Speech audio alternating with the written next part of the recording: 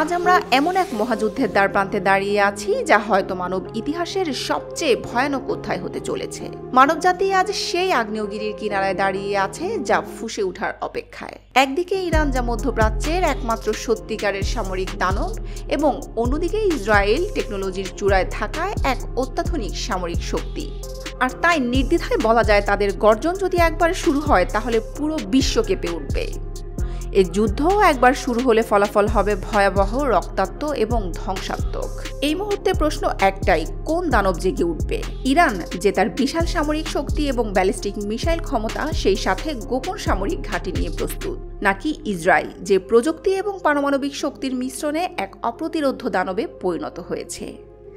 আজ আমরা ঢুকে যাব সেই গোপন অন্ধকার সামরিক সব ঘাঁটির গভীরে, এক ভয়ঙ্কর বাস্তবতায়, যেখানে কেবল শক্তির লড়াই না, লড়াই হবে অস্তিত্বের।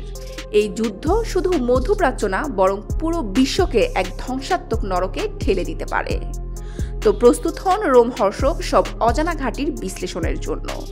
চলুন দেখে নেওয়া যাক কোন দানব সামরিক শক্তির দিক দিয়ে বেশি এগিয়ে রয়েছে। অর্থনৈতিক শক্তি। যুদ্ধ মানেই টাকার খেলা। অর্থ ছাড়া আপনি সামরিক বাহিনী চালাতে পারবেন না, ক্ষেপণাস্ত্র অস্ত্র ছুটতে পারবেন না, যুদ্ধ বিমানও আকাশে উড়াতে পারবেন না। আর তাই তো 2024 সালে ইরান তাদের সামরিক বাজেট প্রায় 15 বিলিয়ন মার্কিন ডলার বরাদ্দ করেছে। এত বিশাল বাজেটের মূল উদ্দেশ্য হলো তাদের ইসলামিক বিপ্লবী গার্ড ক্রপসকে আরও ভয়ঙ্কর করে তোলা, তাদের মিশন স্থলবাহিনী এবং নৌবাহিনীকে যুদ্ধের জন্য প্রস্তুত করে তোলা। কিন্তু ইসরায়েল কি অর্থের দিক থেকে পিছিয়ে? মোটেও না, বরং তারা বরাদ্দ করেছে প্রায় 27 বিলিয়ন মার্কিন ডলার, যা ইরানের দ্বিগুণের কাছাকাছি। এই অর্থ দিয়ে তারা তৈরি করছে নতুন নতুন ক্ষেপণাস্ত্র, উন্নত যুদ্ধ বিমান এবং এমন সব অস্ত্র যা মুহূর্তের মধ্যেই শত্রুকে নিশ্চিহ্ন করে দিতে পারে। কিন্তু শুধু টাকার পরিমাণই যুদ্ধের বিজয় নির্ধারণ করবে না। প্রযুক্তি, কৌশল এবং যুদ্ধক্ষেত্রের অভিজ্ঞতা একসাথে যুদ্ধক্ষেত্রে প্রভাব ফেলে। যেমন ইরানের মাটির নিচে থাকা গোপন সামরিক ঘাঁটি এবং অদৃশ্য মিসাইল ইসরায়েলের সেই সকল চোখও ফাঁকি দিতে পারে।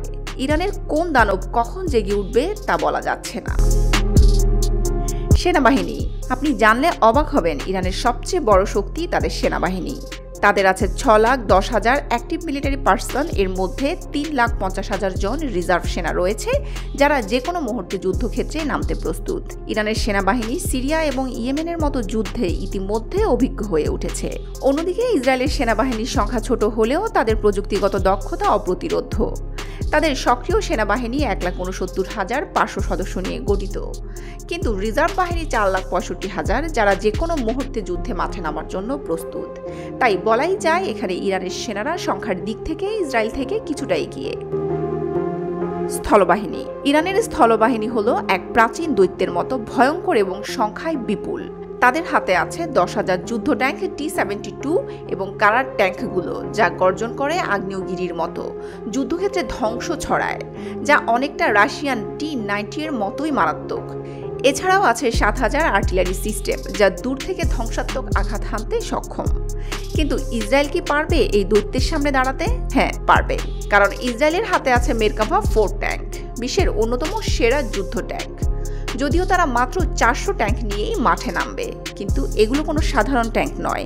এই মেরকাভা সিরিজের প্রধান যুদ্ধ ট্যাঙ্কগুলি 4 দশকেরও বেশি সময় ধরে IDF এর সাঁজোয়া বাহিনীর সাথে কাজ করছে। প্রতিটি মেরকাভা ট্যাঙ্ক আক্রমণ এবং নিজেকে প্রতিরক্ষা দুটোই একসাথে করতে পারে। তবে ইরানের গোপন অস্ত্রাগারে কি লুকিয়ে আছে তা কিন্তু এখনো অজানা। বিমান বাহিনী। এটা নিঃসন্দেহে মানতে হবে, আকাশে ইসরায়েল এক অপ্রতিরোধ্য দানব। কিন্তু ইসরায়েলের 345টি আধুনিক যুদ্ধ বিমানের মধ্যে F-35, F-16 এবং F-15 রয়েছে, যা বিশ্বসেরা বিমান হিসেবেই পরিচিত। এই যুদ্ধ বিমানগুলো মুহূর্তের মধ্যেই আকাশে উড়ে শত্রুকে ধ্বংস করে দিতে পারে। আরও আছে 43টা অ্যাটাক হেলিকপ্টার, যা নির্ভুলভাবে আঘাত হানতে সক্ষম। ইসরায়েল আকাশ যুদ্ধে অদম্য এবং বেশ অভিজ্ঞ। তাহলে ইরান কিভাবে মোকাবেলা করবে? ইরানের হাতে আছে 312টি যুদ্ধ বিমান এবং মাত্র 5টি অ্যাটাক হেলিকপ্টার। সেই সাথে ইরানের সেনাবাহিনী কিছুটা পুরনো দিনের প্রযুক্তিও ব্যবহার করে, কারণ পশ্চিমাদের নিষেধাজ্ঞার কারণে তারা এখনও প্রযুক্তি আপগ্রেড করতে পারেনি। কিন্তু ভয়ের কিছু নেই, ইরানের গোপন কৌশল এবং বিশ্বের অজানা মিসাইল ক্ষমতা ইসরায়েলের এই আধুনিক বাহিনীর জন্য হুমকি হতে পারে। ইরানের আকাশ শক্তি এখন হয়তো দুর্বল, কিন্তু কে জানে কোন অজানা আকাশ যুদ্ধের প্রস্তুতি তারা লুকিয়ে রেখেছে।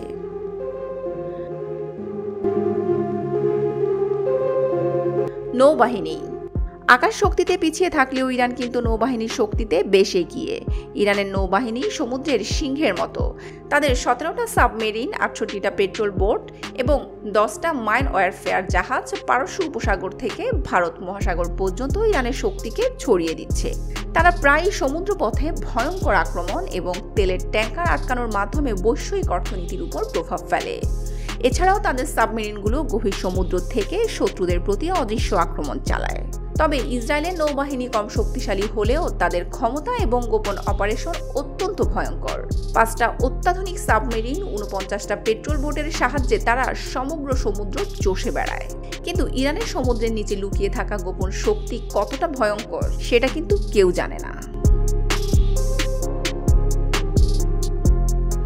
সর্বশেষ ব্যালিস্টিক মিসাইল এবং পারমাণবিক শক্তি। যুদ্ধের শেষ আঘাত ব্যালিস্টিক ক্ষেপণাস্ত্র এবং পারমাণবিক শক্তি।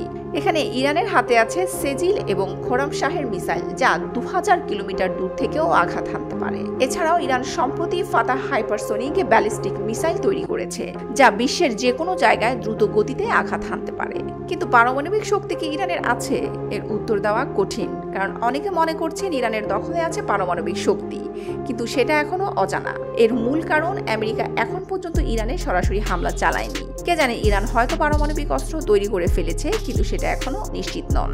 অন্যদিকে ইসরায়েলের হাতে আছে জেরিকো 3 ক্ষেপণাস্ত্র, যা প্রায় 6500 কিলোমিটার দূরত্বেও আঘাত হানতে সক্ষম। আর হ্যাঁ, তারা প্রায় 90টা পারমাণবিক ওয়ারহেড নিয়েই দাঁড়িয়ে আছে। যদিও ইসরায়েল আজ পর্যন্ত নিজেদের পারমাণবিক শক্তির কথা প্রকাশ করেনি, তবে বেশিরভাগ বিশেষজ্ঞরা মনে করছে ইসরায়েলের হয়তো পারমাণবিক শক্তি আছে। মজার ব্যাপার হলো, তারা পারমাণবিক শক্তির এক্সপেরিমেন্ট এখনো চালায়নি, কিন্তু গোটা বিশ্ববাসীর ধারণা তারা পারমাণবিক শক্তিতে বলিষ্ঠ। যাই হোক, ধরে নেই পারমাণবিক শক্তির দিক থেকে এক অপ্রতিরোধ্য নাম ইসরায়েল। তবে ইরানও মাটির গভীরে বাংকারে লুকিয়ে থাকা এক রহস্যময় দানব। তাদের প্রকৃত ক্ষমতা হয়তো আমরা আজও জানি না। ইরানের ভেতরে এমন কিছুও লুকিয়ে থাকতে পারে যা ইসরায়েলের চাইতে হয়তো ভয়ানক। তাহলে এই ভয়াবহ সংঘাতে আসলে কে জিতবে? ইরানের বিশাল সেনাবাহিনী, অজানা শক্তি, ব্যালিস্টিক মিসাইল এবং অনিশ্চিত পারমাণবিক অস্ত্র, নাকি ইসরায়েলের আধুনিক প্রযুক্তি, পারমাণবিক শক্তি এবং সামরিক দক্ষতা? আপনাদের মূল্যবান মতামত কমেন্টস করে জানাবেন। সাবস্ক্রাইব করে চ্যানেলের সাথেই থাকবেন। ধন্যবাদ।